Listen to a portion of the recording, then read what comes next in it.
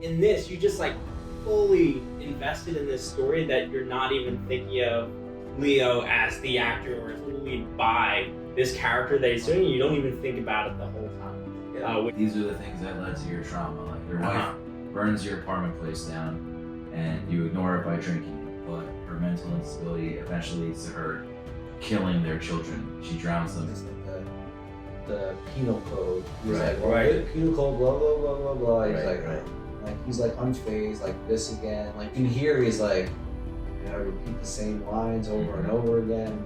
He can imagine other people there that are not there because his ex-wife shows up like 6-7 times at least, right?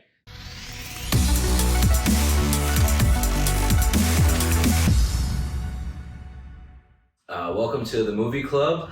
Today we are discussing Shutter Island, my personal favorite Leonardo DiCaprio movie. I remember watching it the first time and being just amazed by the mystery and the aura of it all. And as a rewatchable, I think you just notice all of the details now that you know what's going on in Leo's mind. He's a patient that's gone off the rails and is just locked into the story because he doesn't want to admit how truly tragic his life was. And he has to just come up with it to explain why he's stuck on this island or get through his day. And I think just noticing the details of how the guards mean mug him when he's getting off the boat at the beginning, how they're doing a search, right? And some of them are just smoking cigarettes and chilling in the grass and not really doing anything. Like, you don't catch those on the first watch. Or if you do, you're not really sure why, right? And then you don't really think of it until maybe ever. But then you watch it now and you're like, oh yeah, that's because they know this is all fake. Yeah, it's definitely one of the best psychological thrillers of all time. I put it up there with Fight Club and the other greats. And watching it again, you're definitely looking for all the spots where it's like, okay, where is the movie really giving it away that he's actually a patient at this mental institution and not just a detective and maybe they're actually playing a joke on him. Right from the very beginning, there's a sign where he's looking for his cigarettes and he says, oh, I just had them, and he just can't remember where they are. And it's like, there it is, the mental illness of forgetfulness. So right there for everyone to see. Yeah, it's definitely one of those movies where like you watch it the first time, you don't pick up on anything and have to watch it at least 2 or 3 more times just to fully appreciate it.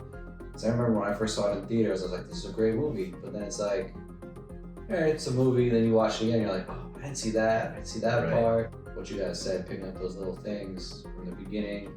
Is he seasick because he actually doesn't like being on water? Is it the fact that his wife drowned his kids in the water that makes him sick? Right. So it's all like the little nuances that, you know, they did very well.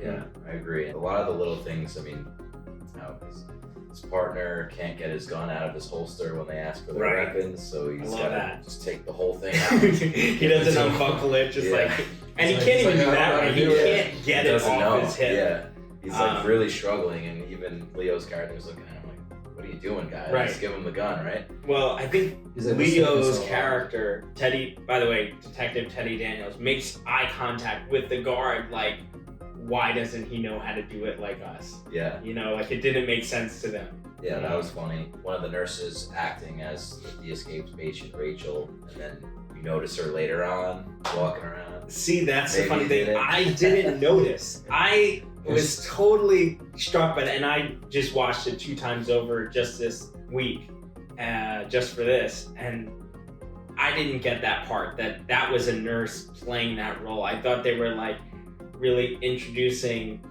her to him to investigate, and they knew her story was similar somehow to his, but I didn't know it was all made up. They got me again. Yeah, They got me a couple of times over. Her story, Rachel Solando, was Teddy's or Andrew Lattis' story. You know what's the problem? She's too good of an actress. Because she was so good in that, you felt like, wow, she's really mentally not there. They must have asked the best nurse to act, and she was the one that stepped up for it. I have to look up who that actress is, because she was just phenomenal in that role. It's just really like mind-blowing that entire facility just played along. The guards, the patients, the staff, they all are like, yeah, we're just gonna go with this. We're Yeah. just gonna act it out. We'll be actors. The warden, he was playing along, but at the same time kind of testing to see, because he has the whole monologue of how God loves violence, right? He picked him up after that huge storm. He was like, that storm was an act of God because God loved violence. He, without violence in my life, I wouldn't be the warden. He's like, and you love violence, right? And in Teddy Daniels' mind, he's like, just a regular detective. I don't really love violence. He's like, that's not me. He's like, oh, come on. What if I punch you in the face? What would happen? And he goes, all right, try it. Yeah. And the warden's like, that's the spirit. Like, Right, he's teasing part. him about it.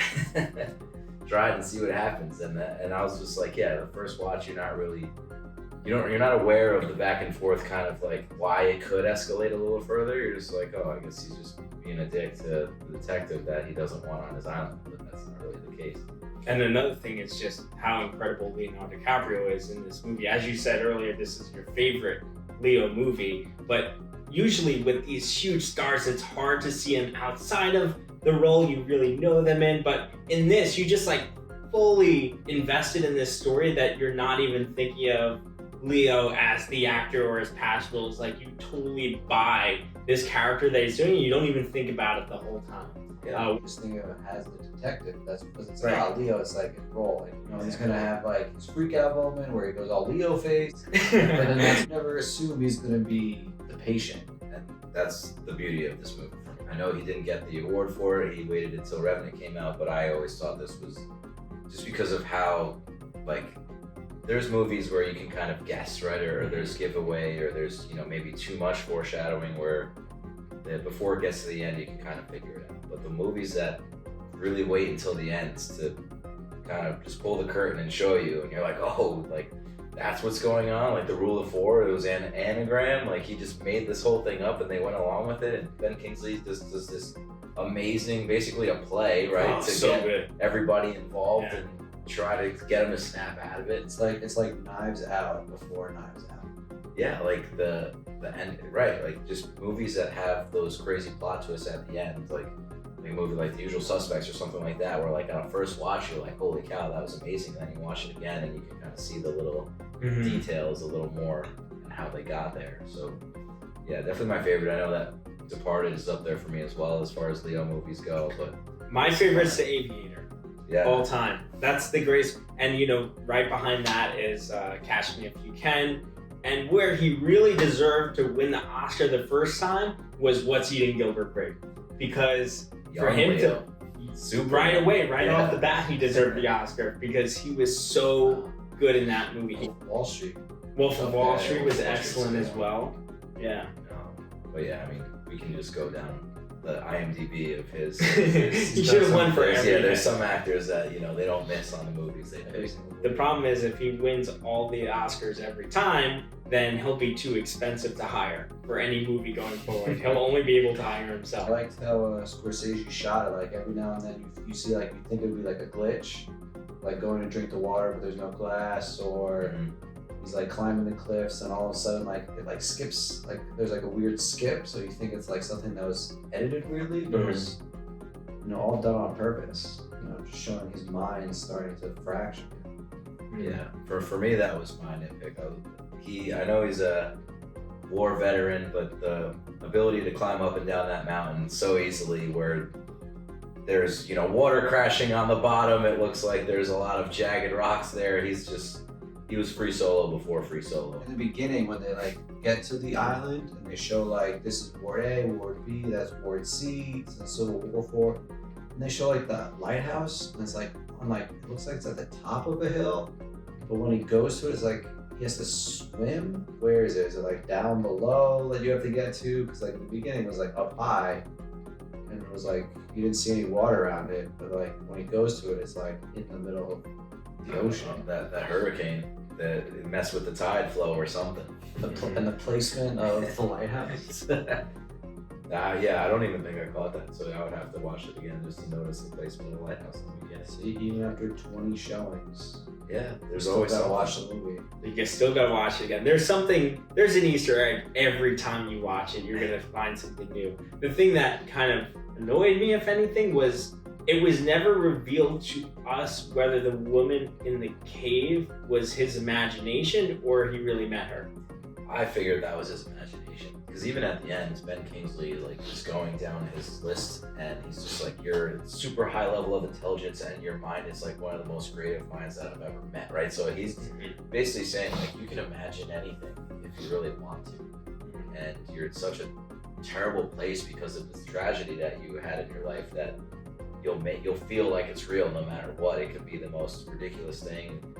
A patient escapes on an island that's super small and somehow can live in the woods and steal cans of beans or whatever she's eating and live in different holes in the caves. Well, we know he can imagine other people there that are not there because his ex-wife shows up like 6-7 times at least, right? Yeah. For the full scene, like talking to him in the room. So I think that was a fake scene because like what Rachel 2 said was just everything he wanted to hear that kind of like confirmed the story. Okay. Like they're testing you. I'm actually really a nurse. I'm not a patient. You know, I came from a good family. No, she's a doctor. She worked there, but now she got like committed there. Exactly. Yeah. So I think it was just like all big conspiracy. My favorite line was definitely at the end, where they're checking on him, right? And it's like, hey, how's it going, boss? And he's like, we gotta get out of here. There's something going on. And he just looks at the warden and gives him like the nod, like, yeah, he's already relapsed. It's been less than a day.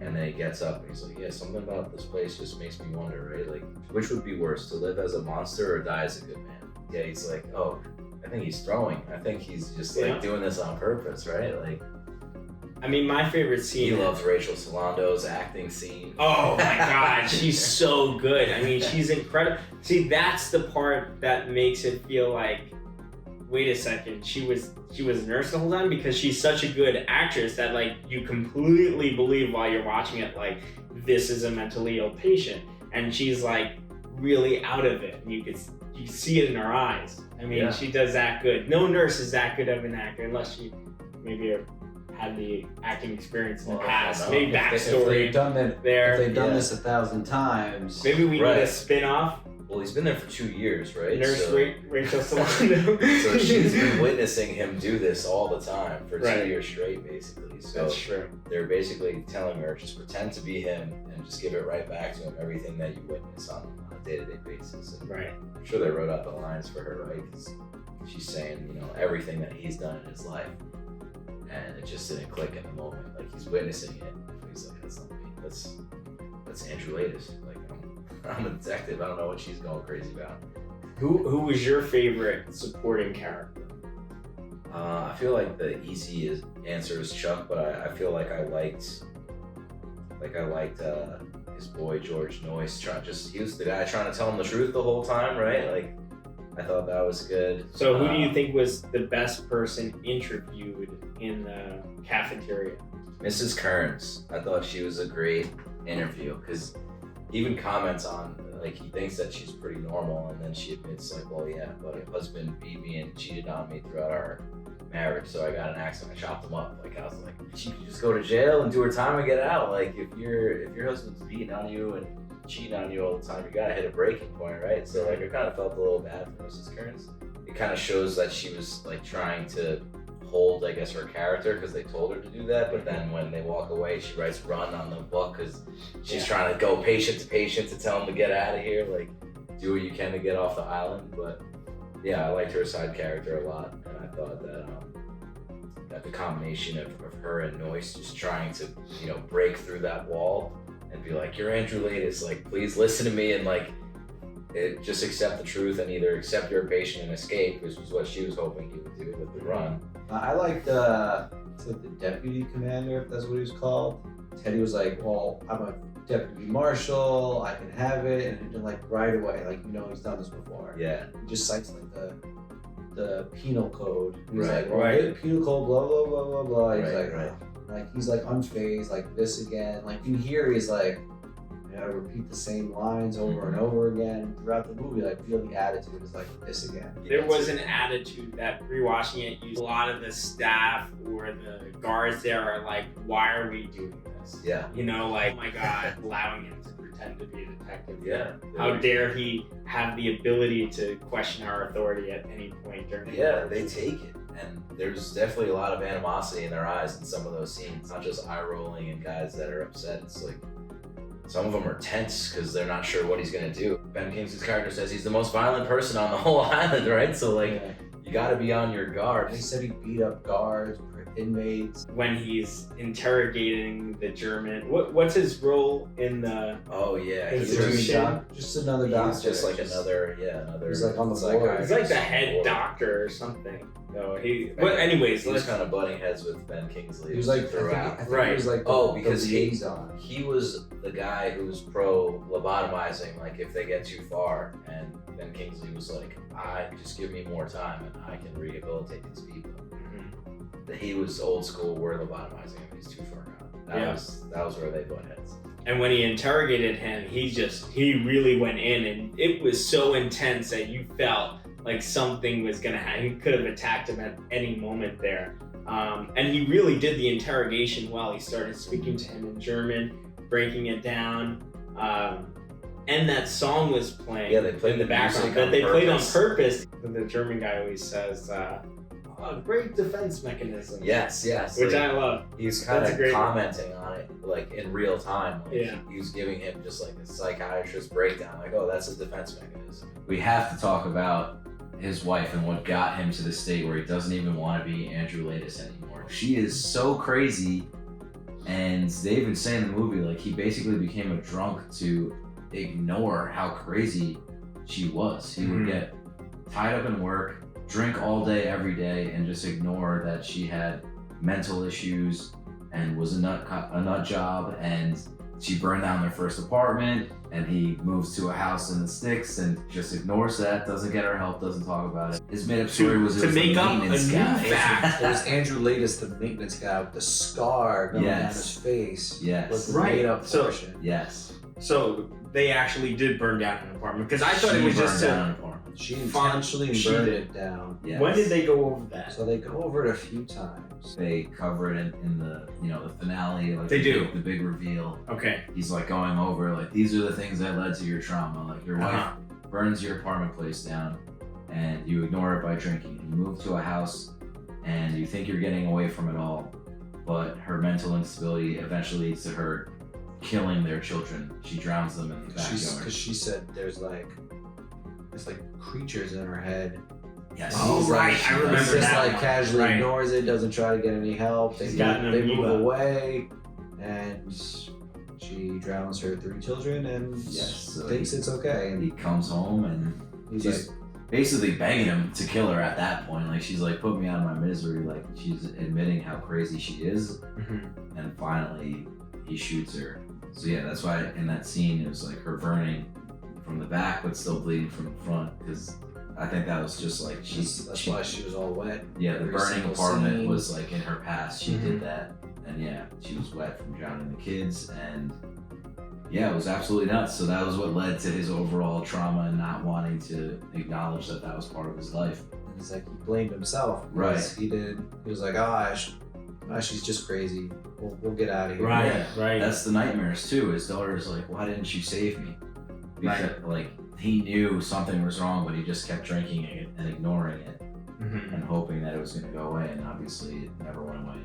Ultimately, it was the worst decision that he could have ever made because his children paid the price for it. So yeah, she's nuts. She Yeah. might be the craziest main character's wife that I can think of. And we only see her from his point of view. Like we Right. don't even actually see what she was. Yeah, he tries to put her in a good light when he's thinking about her. He has fond Yeah. memories, even though she was nuts. So yeah, it could have been way worse.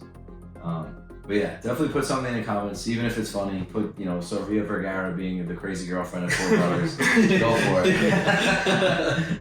It's a thriller. Liked it a lot. Great acting, great directing. Shout out to your boy Scorsese. Give it a 4.7. Wow. Yeah, it's really good. I'm telling you, man, I truly believe he should have won for this one. Like, I'm all in on Shutter Island as Leo's top movie. Okay, as far as psychological thrillers go, I gotta give this one a 4.3. If it was out of every movie Leo has ever done, spanning every category, it would be more like 3.7. But what did I say? You 4.3. said 4.3. Psychological thriller. Locked in. 4.3. Locked it in.